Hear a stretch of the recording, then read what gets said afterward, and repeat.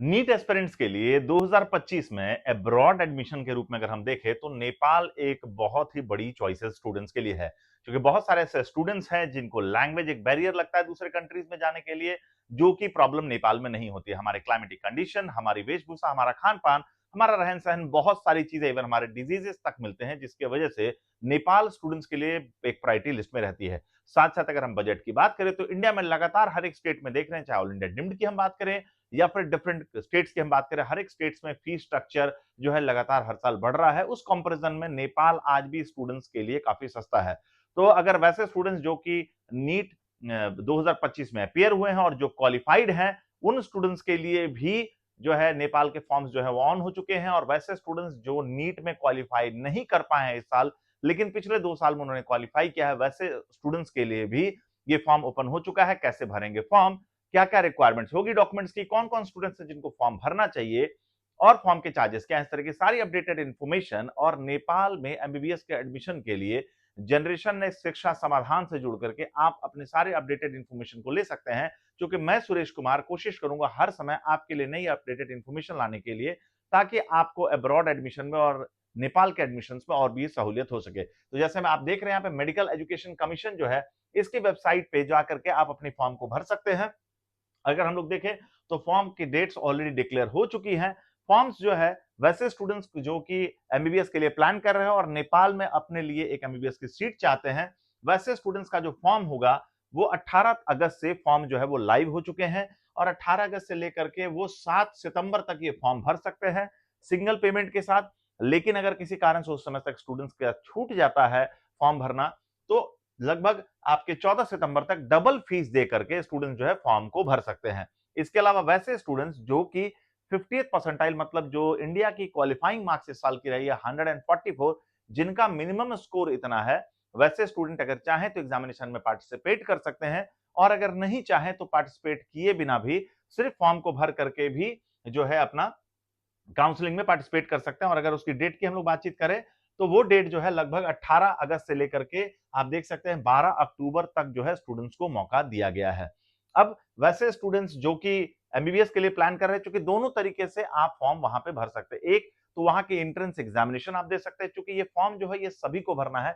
Medical education commission की जो form है ये सभी लोगों को भरनी है, क्योंकि बिना इस फॉर्म को भरे हुए, चाहे पहले आपने किसी कॉलेज में किसी के माध्यम से बुकिंग करा लिया हो, या फिर अब डिफरेंट स्टेट्स के काउंसलिंग में सीट नहीं पाने के बाद आपको लगता है कि नेपाल में भी एक ऑप्शन आपको रखना चाहिए, इन दोनों ही केसेस में स्टूडेंट्स को मेडिकल एजुकेशन कमीशन के फॉर्म्स जो होंगे वो भरने पड़ेंगे। विदाउट फॉर्म भरे आप वहां पे काउंसलिंग में और एडमिशन प्रोसेस में एलिजिबल नहीं होंगे पार्टिसिपेट करने के लिए। तो अगर आपका नीट क्वालिफाइड है तो डायरेक्ट आप काउंसलिंग में पार्टिसिपेट कर सकते हैं। लेकिन अगर आपका नीट क्वालिफाइड नहीं है, लेकिन 2024 और 2023 में आपका नीट अगर क्वालिफाइड है, तो फिर आप फॉर्म भर करके एग्जाम दे करके क्वालिफाई करके आप वहां के काउंसलिंग में पार्टिसिपेट कर सकते हैं।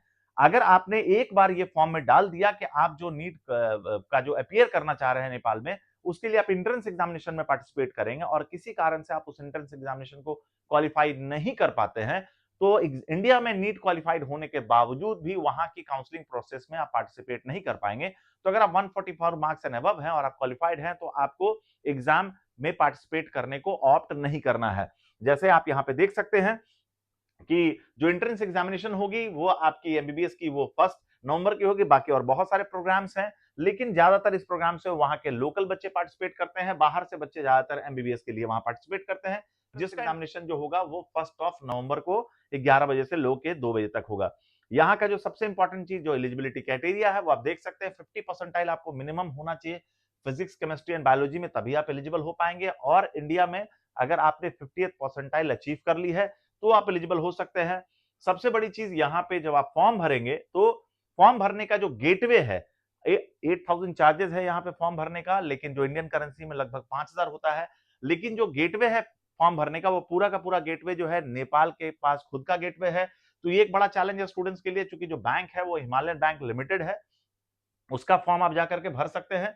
और वहां पे सिर्फ मतलब एक तो डायरेक्ट आप यहां से ट्रांजेक्शन नहीं कर पाएंगे, या फिर जो है आप जो है कार्ड पेमेंट या कनेक्ट आईपीएस या खलतिया ई सेवा, जो कि हमारे यहाँ जैसे जीपे, गूगल पे, फोन पे और कार्ड पेमेंट्स होता है, उस तरीके से बहुत सारे वहां पे भी बैंक के डिफरेंट विंडोज है जहां से आप पेमेंट कर पाएंगे। या फिर आप स्विस ट्रांसफर से भी पेमेंट कर सकते हैं, जो कि एक टफ प्रक्रिया है। तो पूरा का पूरा गेटवे जो है वो नेपाल के पास खुद का है पेमेंट करने के लिए, तो जो एक स्टूडेंट्स के लिए थोड़ा-सा चैलेंज बनता है। लेकिन आपको परेशान होने की आवश्यकता नहीं है। अगर आपको फॉर्म भरने में कोई भी चैलेंज आ रहा है या फिर आप पेमेंट प्रॉपर्ली नहीं कर पा रहे हैं, तो जनरेशन नेक्स्ट शिक्षा समाधान के प्लेटफॉर्म से कनेक्ट करके आप अपने फॉर्म से जुड़ी हुई सारी अपडेट तो कर ही सकते हैं, फॉर्म प्रॉपर्ली तो भर ही सकते हैं। साथ ही साथ अगर आपको पेमेंट करने में भी कोई चैलेंज आ रहा है, तो भी आप हमारे साथ जुड़ करके उसको भी आप क्लियरली कर सकते हैं। जैसे आपको बताया कि जो डॉक्यूमेंट्स रिक्वायर्ड होगी पेमेंट करने के बाद, वो आपका 6 डिजिट का जो ट्रांजैक्शन नंबर होगा वो आपको देना पड़ेगा।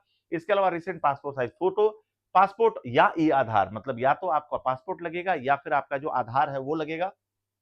स्कैन कॉपी ऑफ सिग्नेचर और मार्कशीट लगेगी आपकी 12th की। ये सारी डॉक्यूमेंट्स आपके रिक्वायर्ड होंगे। और इसके अलावा फॉर्म भरने के लिए जो डिफरेंट और क्राइटेरिया है, फॉर्म का साइज क्या होना चाहिए, किस फॉर्मेट में होना चाहिए, ये सारा कंप्लीटली अपडेटेड इंफॉर्मेशन जो है इन्होंने अपने वेबसाइट पे दे दिया है, जो वहां पे आप जाकर के देख सकते हैं। तो अगर अभी तक आपने नेपाल में एडमिशन के लिए कहीं ना कहीं बुकिंग बुकिंग की हुई है, तो भी आपको इस फॉर्म को भरना है। और अगर आपने अभी तक नहीं बुकिंग की है, तो आप जनरेशन नेक्स्ट के साथ जुड़ करके नेपाल के डिफरेंट कॉलेजेस में कहाँ-कहाँ सीट्स की अवेलेबिलिटी है, अलग-अलग कॉलेजेस में फीस स्ट्रक्चर क्या है, पेमेंट प्लान क्या होगा, क्या पूरा पेमेंट उनको 5 साल में देना होता है या पहले 3 साल में पेमेंट क्लियर करना होता है, एग्जैक्टली फीस स्ट्रक्चर क्या होगा और किन-किन कॉलेजेस में उनके स्कोर के बेसिस पे एडमिशन पॉसिबल है, क्योंकि स्कोर वहां भी एक चैलेंज स्टूडेंट्स के लिए होता है।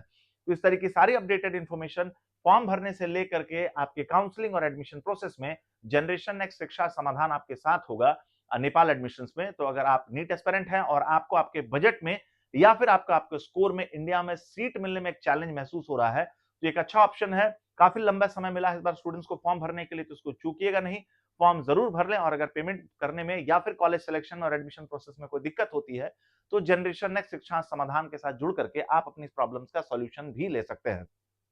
All India NEET counselling, state counselling और डिफरेंट स्टेट्स में होने वाली काउंसलिंग के ऊपर और अपडेटेड इन्फॉर्मेशन के लिए और डिफरेंट स्टेट्स के कॉलेजेस की बैंक गारंटी, बॉन्ड और बजट्स के बारे में और कंप्लीट काउंसलिंग प्रोसेस और एडमिशन प्रोसेस के बारे में जुड़े रहिए जनरेशन ने शिक्षा समाधान के साथ। नए हैं तो चैनल को सब्सक्राइब कर लीजिए और बेल आइकन को दबाना ना भूलिए। मैं सुरेश कुमार नए वीडियो में फिर आपसे मिलता हूं। धन्यवाद।